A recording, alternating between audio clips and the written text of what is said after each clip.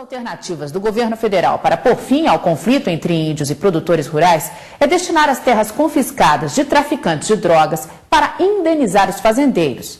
Mas existem divergências entre os dois lados envolvidos nessa questão. É mais uma polêmica que surge na tentativa de solucionar o impasse.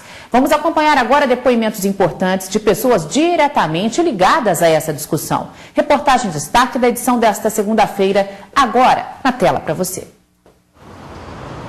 O juiz federal Odilon de Oliveira é quem requisitou o confisco da maioria das terras. Grande parte delas está localizada em Mato Grosso do Sul. Existe uma base de umas 140, 150 matrículas rurais sequestradas. Nem tudo provém do narcotráfico. Uma parte provém de sonegação fiscal, lavagem de dinheiro. Agora o governo poderia usar também os bens urbanos.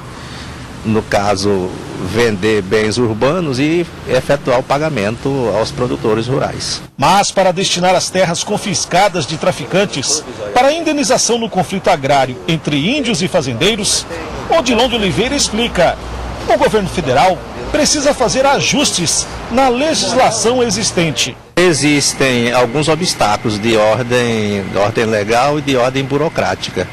O governo tem que editar uma medida provisória, se isto configurar urgência, com a finalidade de mudar a destinação dos bens provenientes do tráfico de drogas e também com a finalidade de expedir títulos da dívida pública para a garantia dos direitos do réu ou do traficante, se ele vier a ser absolvido, por exemplo, numa instância superior.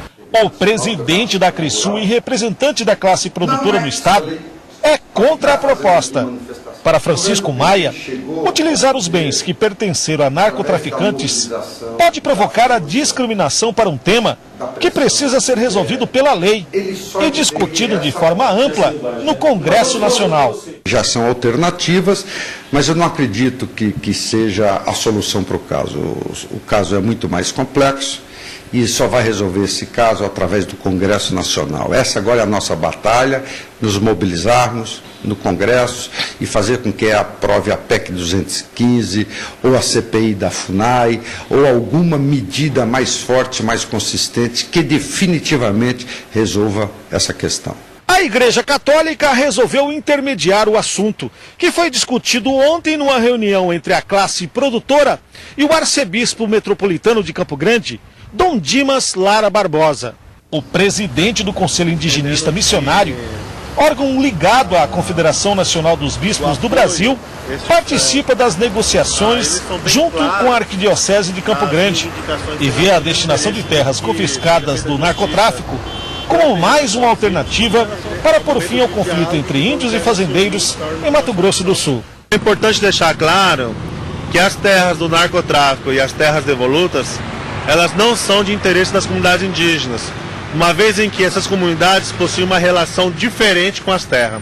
É uma relação de tradicionalidade. Então, as terras do narcotráfico e as próprias terras devolutas, não há dúvidas que elas vão ser muito bem utilizadas no sentido de indenizar os produtores rurais, para que estes possam liberar as terras que são de reivindicação tradicional. Como você viu na reportagem, os produtores defendem que essas áreas confiscadas do tráfico de drogas sejam vendidas para indenizar os ruralistas. Os índios e seus representantes alertam que essas terras não podem ser repassadas para os indígenas. Os índios não aceitam qualquer terra. Eles querem ficar nas fazendas já ocupadas, que consideram terras sagradas e tradicionais.